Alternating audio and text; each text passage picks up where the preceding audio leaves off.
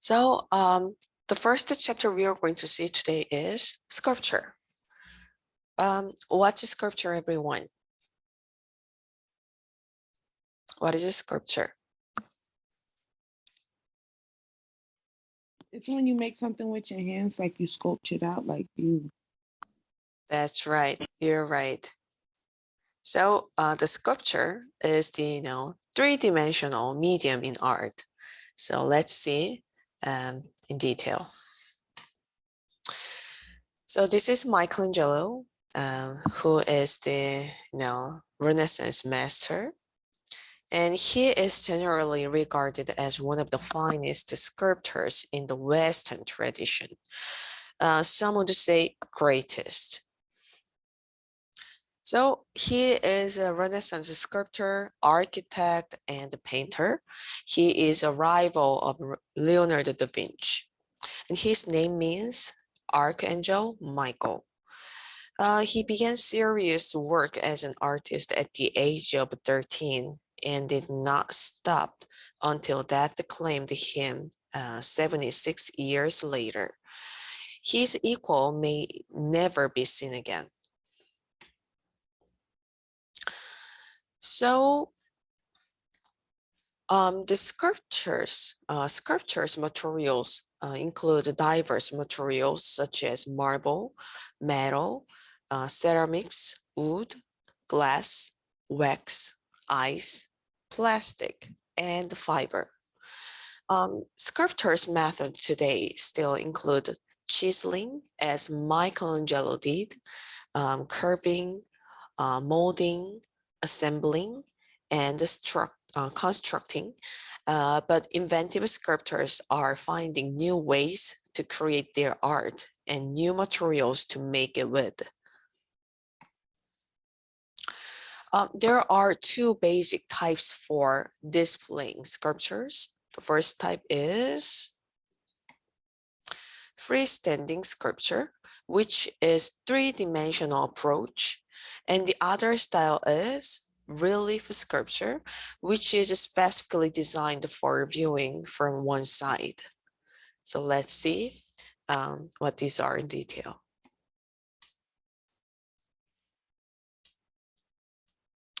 So let's see freestanding style first. Although some freestanding sculpture is not intended, most freestanding sculptures display for showing every viewpoint. This is a powerful and beautiful sculpture by Gian Bologna, who is a Flemish artist working in Florence, Italy, designed the Rape of Sabine at the request of a Florence ruler, Francesco de' Medici. The sculpture forms a kind of spiral that draws the viewer around to view its main changing planes. With each step, the viewer can discover unexpected details as the surface is a spiral upward. It recreates an ancient story about the foundation of Rome. Most of the early founders of Rome were male. For the city to grow, the Romans needed wives. So they solved this problem by inviting their neighbors, the Sabines, to a festival during which the Romans seized the Sabine women and forced them to marry. This story symbolized the ability of a small community to become the most powerful city in Italy. And with this dramatic sculpture, Francisco announced to the Florentines and their enemies that, like Rome, Florence had risen to become a force to be reckoned with. So this sculpture is very symbolic work of art.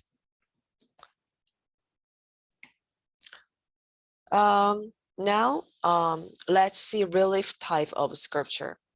So there are two ways of relief sculpture. One is bas relief and the other one is high relief. So this is the bas relief, means low in French. The sculptor's marks are shallow. Um, an example of this kind of sculpted surface was found in the North Palace of the Assyrian king Ashurbanipal in the ancient city of Nivier in Mesopotamia, where is current place in Iraq. And this is a high relief. The British sculptor Susan Durant chose to incise the surface more deeply for the figures closer to view. So we can clearly see the differences between bas relief and the high relief sculptures.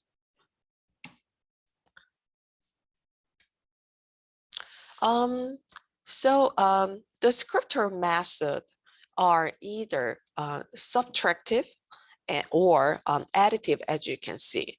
In subtractive processes, a sculptor uses a tool to curve, drill, chisel, chip, whittle, or saw away unwanted material.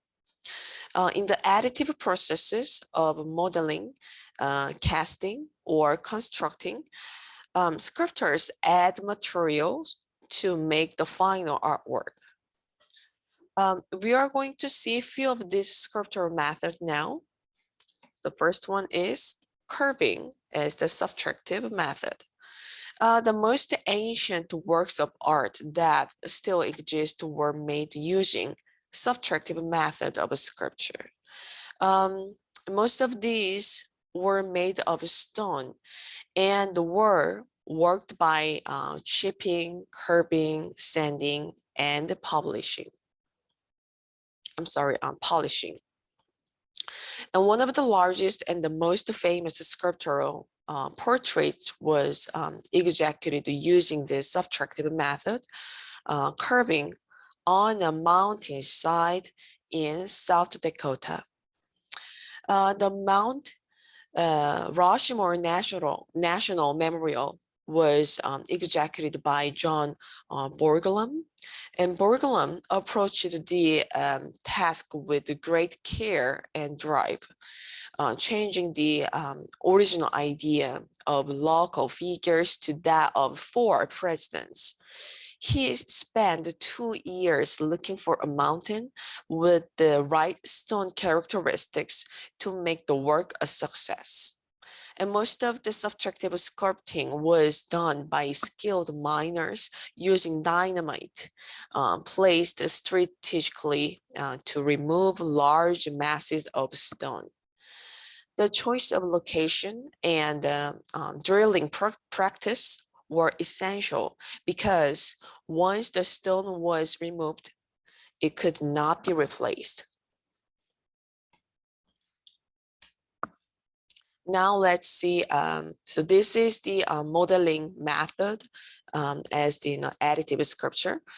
Modeling in clay and wax is an additive process, and the artist builds up the work by adding materials, and clay and wax are pliable enough for sculptors to model them with their hands.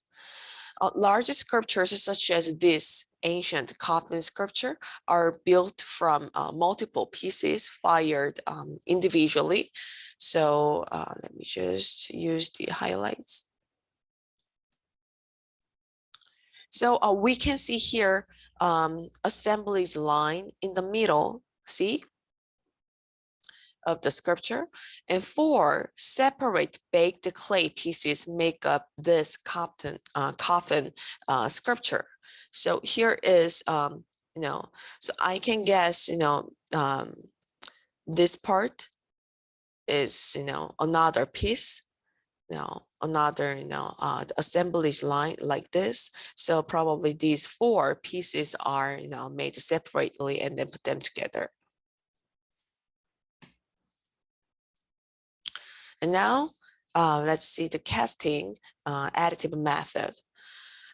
Casting, another additive process, involves adding a liquid or pliable material to a mold.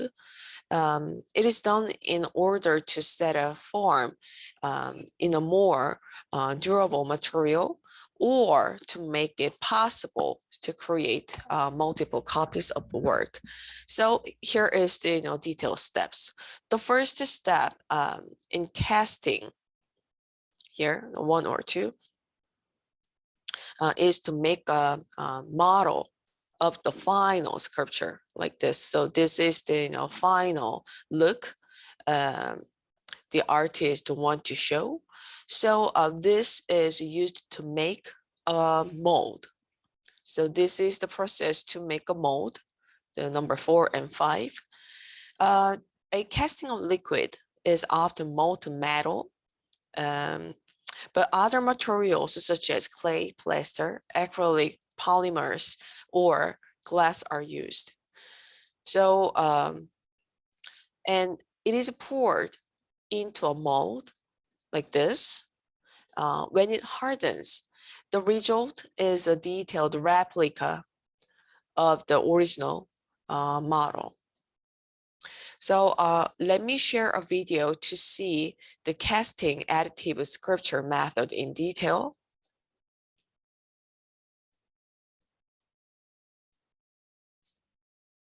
My name is Michael O'Keefe. I'm an artist working here in Dallas, Texas. And I first became familiar with plaster as a material making waste molds on clay sculptures, which is the process that I'm going to demonstrate here in this video. The sculpture that I'll be casting in this video is a sculpture that was made from observation with a model. And I was trying to work in a very similar fashion to the way Rodin might have worked, or perhaps Matisse might have worked, modeling in clay from a live model. The materials you'll need for this process are the sculpture itself, metal shims, plaster, water, buckets for mixing plaster, oil soap and a brush, a hammer and chisels, a rasp, burlap and clamps, and a spatula, 2-piece plaster mold, dividing the sculpture into a front half and a back half. Next, we have to mix some plaster.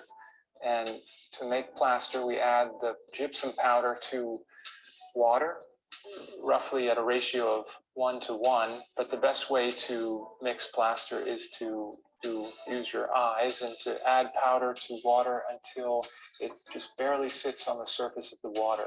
And then you simply stir the lumps out of the plaster so it's a nice, smooth consistency.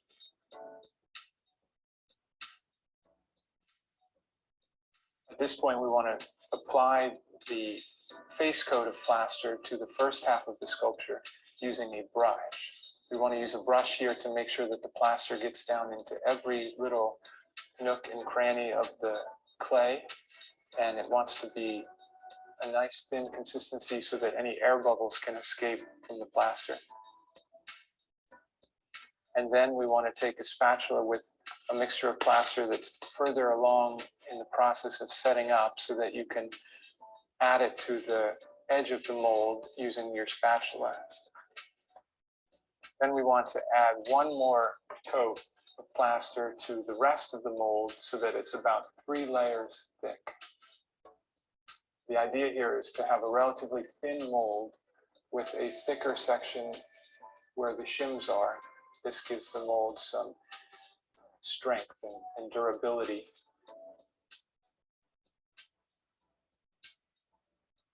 At this point, you can remove the shims, sliding them out carefully so that you don't affect the original clay sculpture. You want to carve out some registration holes with a sharp tool, a knife or a chisel, so that the 2 halves of the mold will lock into place nicely when they're put back together.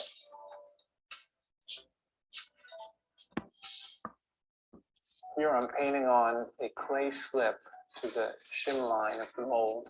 This clay slip is just diluted clay, or clay that's been mixed with water. Once the slip is applied, then we can mix up another batch of plaster and start to brush it on the sculpture, making sure we get plaster into all of the crevices of the sculpture.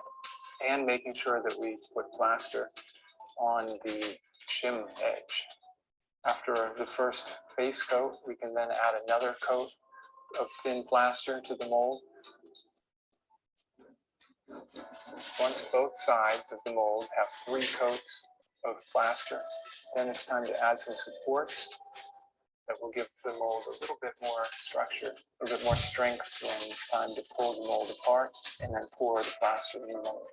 These are just 2 pieces of hollow metal rod that I'm applying to the mold using burlap dipped in the plaster and then rolled up and then stuck onto the surface of the mold. We'll stick butter knives in the crack and wiggle them a little bit to loosen the 2 halves of the mold. The type of mold we're making here is a waste mold, which means not only is the mold wasted after one cast, but also the sculpture is often wasted in the process of pulling apart this mold. You can see here that my sculpture is essentially tearing into 2 halves, but this is okay if we've made a good mold because the sculpture is captured in the mold, in the negative, the mold. And then using a large brush, you want to swirl the brush around, creating a froth that covers the whole surface of the mold. You want to soak each half of the mold 3 times, rinsing the mold in between each application of the soap. And this will assure that the plaster mold will fall off of the plaster cast very easily. Now we want to seal the seam all the way around. Good grammar Oops. and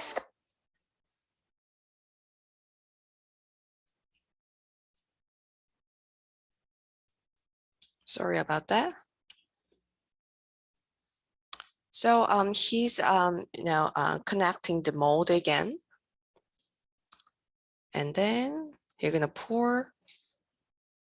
At first, it's best to pour enough plaster to fill only plaster. about 1/3 of the mold and then slosh it around to make sure that the plaster gets into all of the crevices of the mold. Then we can add more plaster, filling the mold almost all the way to the top. Shaking the mold is a way to make sure that air bubbles can escape from the plaster. Once you feel like you've got most of the air bubbles out, then you can tap it with a hammer, again, trying to get out as many of the air bubbles that would be on the surface of the cast as possible. Again, I start at the top of the mold, and I tap lightly at first, trying to open that small seam again.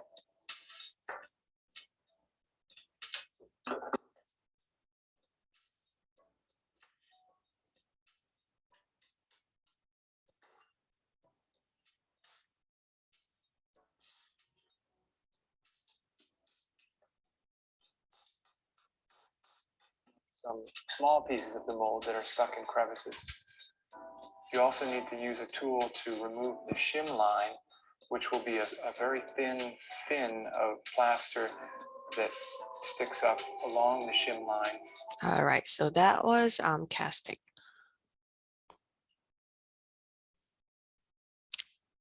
Looks very, complicated process, right? But with that, sculpture way, artists can create a sculpture with the diverse material like this. So let's move on to the beyond the traditional method. The traditional processes used for sculpting were ideal for the creation of static objects, but artists, and in modern, there are diverse types of sculpture. We can see such as earthwork, construction, assemblage, ready-made, kinetic and light sculpture, and installation. So let's see each of the innovative sculpture style. Prehistoric artists of the Americas made monumental sculptures that used the surface of the earth itself as material. This was additive sculpture on a very large scale. And the best known modern artwork, this one, is the Wolvert Smith and the Spiral Jetty in the Great Salt Lake in Utah. Smithson chose a spiral, a shape naturally found in shells, crystals, and even galaxies. And the coiled artwork was made by dumping 6,550 tons of rock and dirt off dump trucks, gradually paving a spiraling roadbed out into the Salt Lake. So that kind of style is called like earthwork, which is the innovative sculpture style in modern. And the next one we're going to see is construction. The idea of constructing sculpture is relatively new. Method for doing so have proliferated with the growth of standardized engineered materials such as sheet metals and plastics. In the late 19th century, sculptors began to look beyond the traditional curved or cast forms to the process of constructing.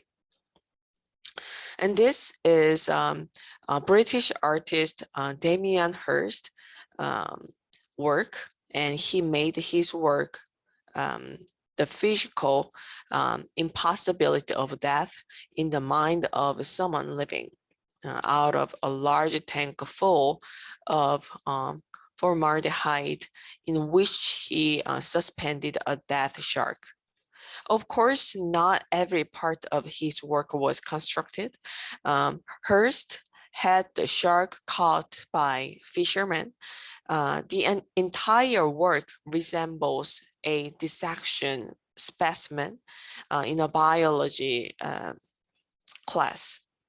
So Hirst is known for creating his sculptures from unusual objects that contrast life and death.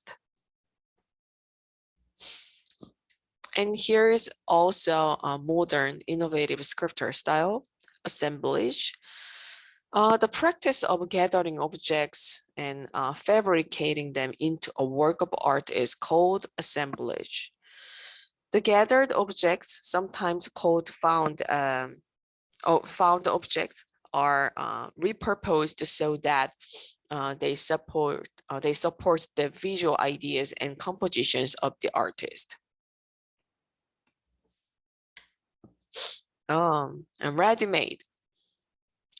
So in the early 20th century, a few artists began to create works using raw materials, artifacts that already existed. And sometimes they simply decided that found objects were works of art. So everyone, let's look at this. So can you guess what kind of material did the artist use for this work?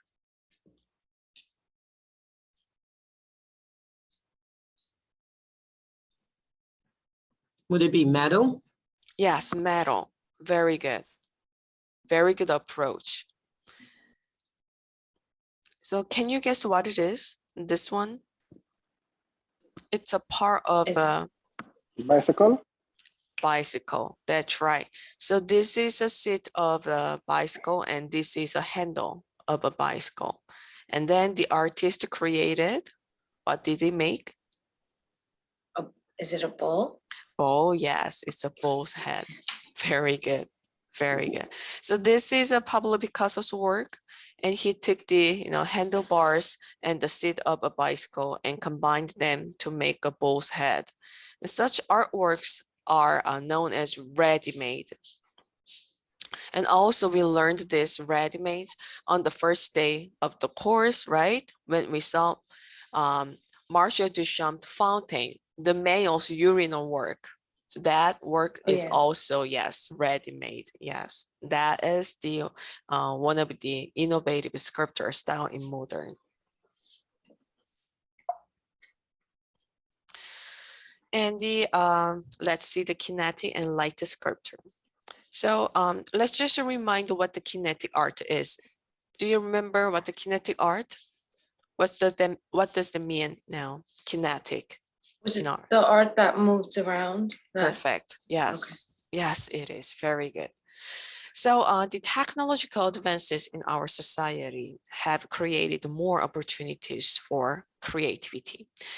Sculptors who work with movement and light express their ideas in ways that would not have been possible just a century or two before. These moving and lighted sculptural works, similarly to those of the constructivists, rely on mechanical engineering as well as the creative input of the artist. Sculptures that moves is called kinetic sculpture. And the last one, the modern artists have explored many ways of expanding the range of sculpture as a medium. And the installation sculpture involves the construction of a space or the assembly of objects to create an environment. And we are encouraged to experience the work physically, using all our sense, perhaps entering the work itself. So these are all new types of a sculpture method. So now we recognize these are, there are lots of sculptures in diverse ways around us. So I hope you understand the flow of the sculpture in art through this chapter. And we have a discussion topic related to this chapter. It's week 6-1 discussion. So here is the topic for the sculpture. So installation is the construction of a space or the assembly of objects in order to create an environment. An artist can employ all sorts of processes when creating installation, but all such works share a common aim to provide the viewer with an immersive experience involving all the senses. So this is the question. What is the difference between a sculpture and the installation? As a viewer, which one do you prefer and why? Please state your opinion by tonight. I'm sorry, by this coming Monday, and by Tuesday, please reply to your peers. So we have one more chapter to see today. We're gonna take a break for 5 minutes, and then we're gonna move on to the next chapter. Let's take a break. I'll be right back.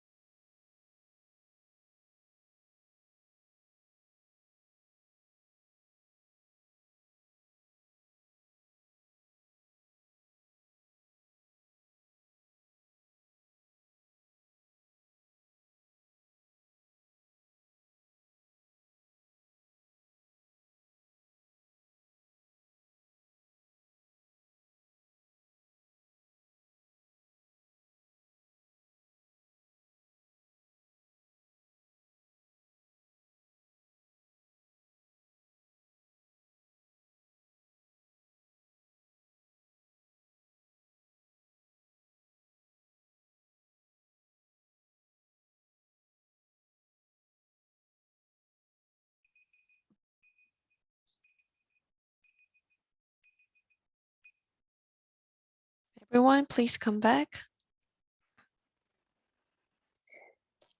Welcome back.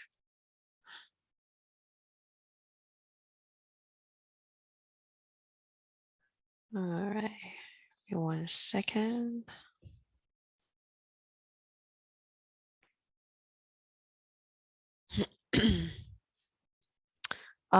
For the latest students, I'm still working on your grading, so please give me a few more days. Probably at the end of, I'm sorry, maybe next Monday or Tuesday, you will see your all your participation grade and the assignment one's grade. And also next week, we're gonna see the last chapter, and then before the midterm, and then we're gonna review all the chapters we've learned so far for the midterm next week. So please do not miss next week's meeting, which is very important for your midterm. And following the week, March 5th, Saturday, you're gonna take the midterm.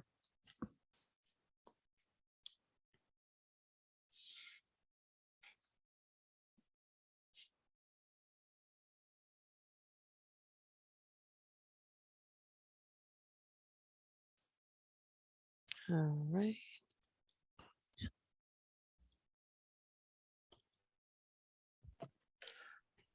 Professor, is the midterm going to be like a link that we click on and take it, or how is it set up? So for the midterm, you're gonna just straightly go to the model room, and then you're gonna take the midterm, because I'm gonna set up the midterm page in the model room. So I will give you the detailed directions next week. No worries, okay? Okay. All right. So now let's see the next chapter, photography.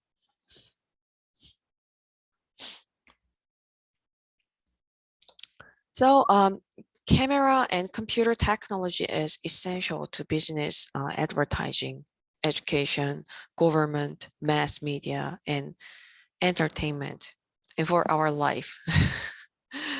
It has commercial applications and personal applications. Among these, individuals are artists who have carved out a space for human expression within the vast flow of information and images that camera and the computer have enabled. So let's see a brief photography history. The earliest written record that has come down to us of the principle behind photography is from Chinese philosopher named Mo Tai, who lived during the 5th century BCE. Mo Tai noticed that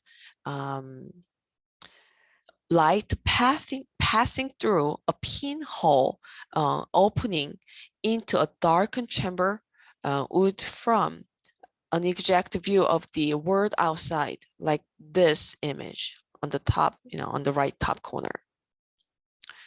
But like this, it's upside down. And a century or so later, the Greek philosopher Aristotle observed similar phenomena and wondered what caused them. And early in the 11th century, the Arab mathematician and physicist Al-Hazen set up an experiment in a dark room in which light from several candles passes through a pinhole in a partition, projecting images of the candle frames onto a surface on the other side. So all Hazen's works circulated in translation in Europe, where early scientists continued his investigations into the behavior of light.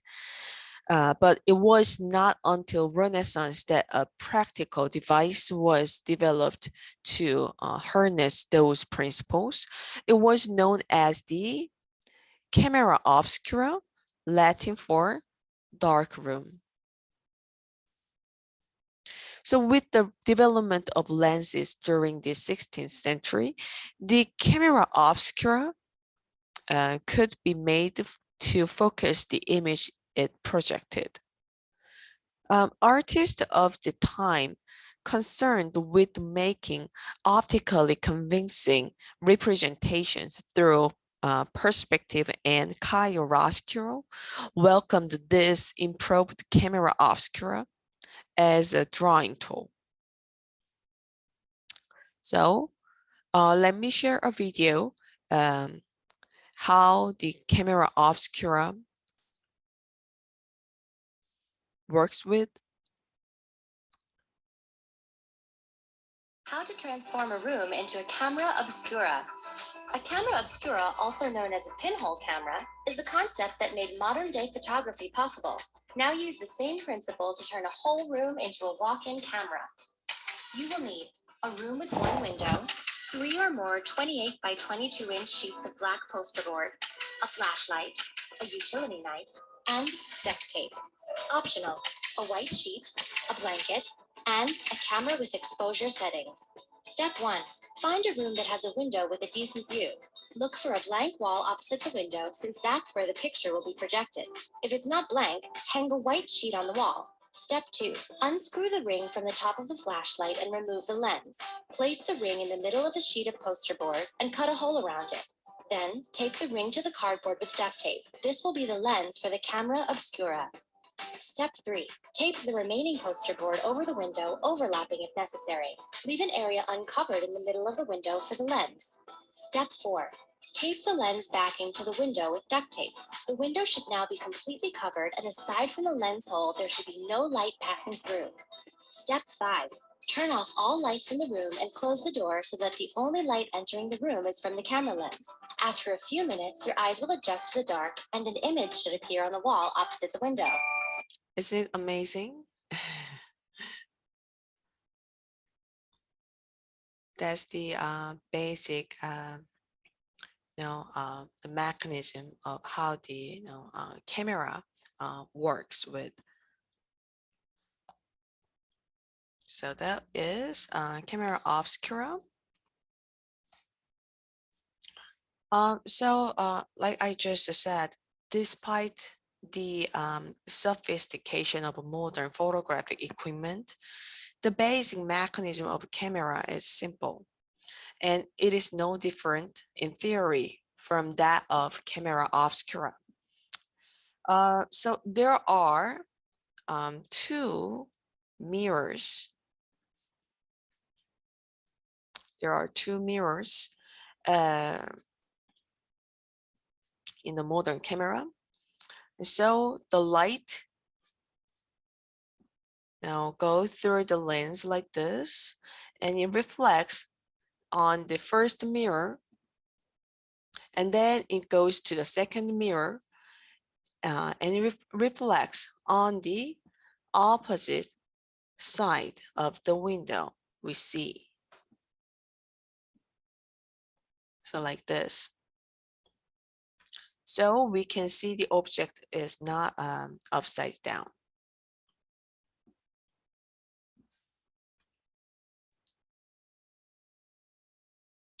So now let's see the beginning of the camera. A French inventor, Niepce, worked with a specially coated pure plate in the camera obscura. In 1826, Niepce recorded a fuzzy version of a view from his window after an exposure of 8 hours. And Niepce was corresponding with another Frenchman, Daguerreau, who was also experimenting with method to fix the photographic image. And these two men worked separately and communicated in code to keep their progress from prying eyes.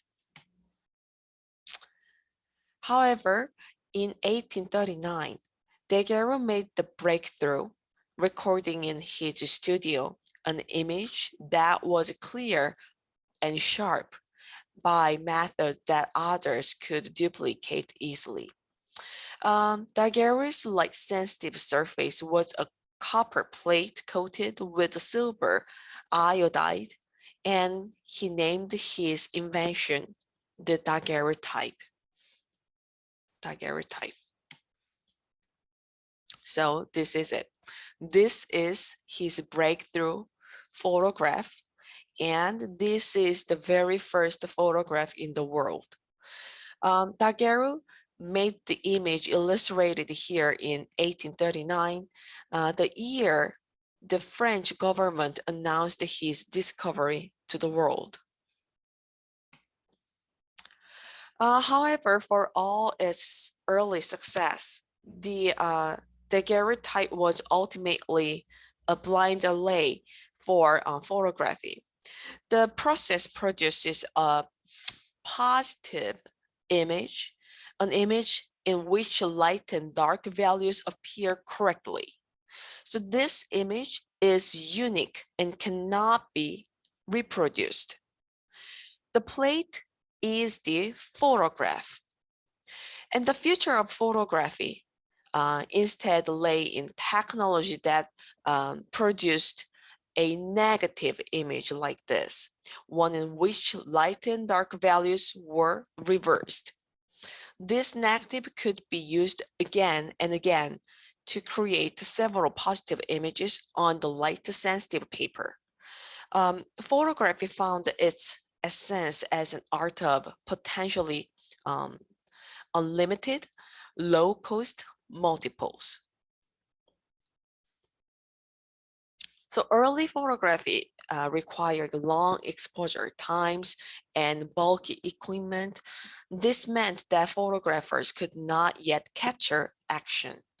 So the renowned silver photographer Timothy O'Sullivan created images like this that have become part of the American cultural identity, yet non-pictures battle on their way. So this cumbersome process had changed by the 1880s when technical advances reduced exposure time to a fraction of a second, allowing cameras to capture life as it happened without asking it to pose.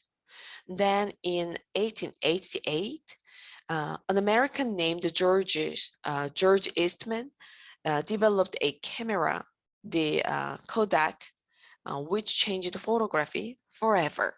Do you know Kodak? I think most of you know what the Kodak is. It's a camera brand. Yes, Professor. Yes, absolutely. Yes, yes. So it's a long, it has a long history of the camera. So the camera came loaded with a new invention, a roll of film enough for 100 photographs. Do you know the film of the camera? Because Yes, I'm dating myself, but absolutely. oh, awesome. Because the young generation probably they don't know what the film is. Oh my But goodness, yes, yeah, I do. yeah. But this is the beginning, modern photography works with the film. So the Kodak and cameras opened photography up to amateurs, and it quickly became a popular hobby. From the beginning, there were photographers and critics who insisted that photography could also be practiced as an art. Today, photography is fully integrated into the art world of museums and galleries, and many artists who are not primarily photographers work with photographic images. So there are two great female photographers videos in the Moodle Room page. So please watch them after this meeting. And you can see how contemporary photographers convey their messages through their photographs. So I hope you enjoyed the artist video. So that's it for today. And we have a sketchbook project related to this chapter, photograph. Let me see. Yep, there we go.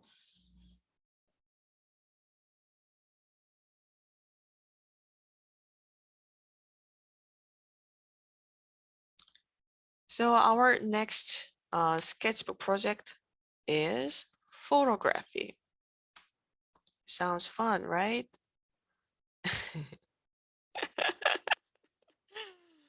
So, yep, we're gonna make a photography this week. It's not going to be complicated like the other previous projects. So for this project, you will need a smartphone or digital camera or any cameras you have. And after taking a picture, then you will post your picture in the Moodle room. The Moodle room sketchbook project forum page. Then now let's see what we are going to take.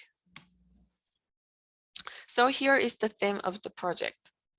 Take a picture which shows your identity, personality, and the characteristics in a representational or non-representational way. So it can be black and white, or it can be color, it can be abstract, or it can be figurative. Just to choose any style, theme, or object which represent yourself. That's all. Post your photograph with a short description as usual. Tell us why you think it represents yourself. Simple. And now let me share my photograph work.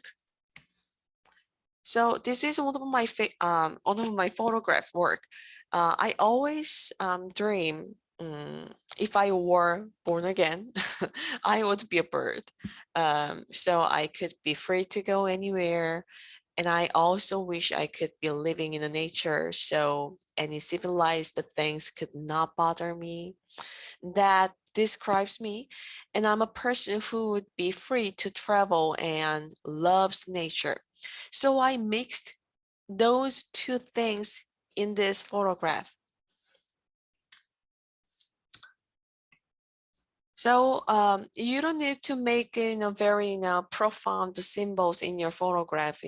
It doesn't need to be, you can just show who you are through your picture.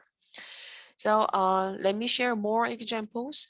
Some of the example might not be exactly related to the main topic of this project, but you can get some inspiration to take a creative photograph. So I'm share these examples.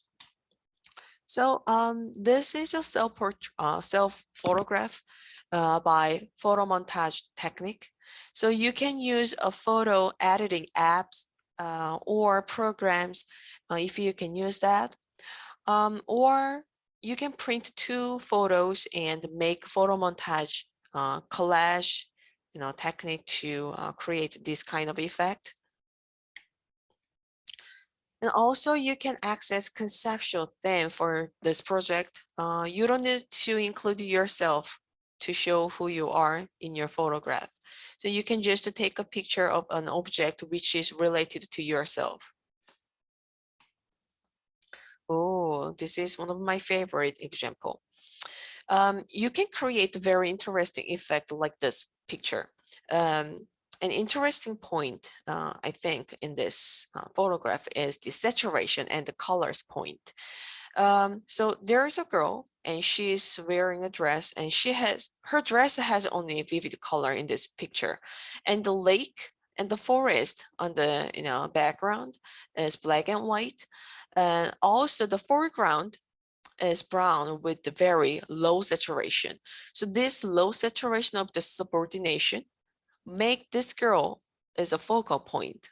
Very interesting picture. And also you can create a powerful photography by using a dramatic concept like this work of art. And also you can take a picture of a place where is meaningful to you. And you can make a story in your photograph, or you can make something fun like this photograph. It doesn't need to be very serious. If you like something simple and fun, then you can just find the easiest way for this project, because it is also showing yourself. Oh, this photo tells us a strong message, a mother. You can show a message through your photograph. It must be, also taking your taking a picture about yourself. And also you can show a sense of humor like this picture. It looks like very rhythmical photograph. Oh, it can be grotesque. If it is related to yourself, then you can do, like this. And if you need, you can add a simple drawing on your photograph. And you can choose a theme and an object to show yourself. And if you need, you can use a silhouette like this picture. So that's it. Please do not make it complicated. Just think it easy and make it simple. So, and the art is a visual language. So through this project, think about yourself and tell us who you are in a visual language. So I can't wait to see your photograph work. And when you're ready to post to your work, please go to the Moodle room and then go to the 6-2 sketchbook project 4 photograph, and then post to your work with a short description.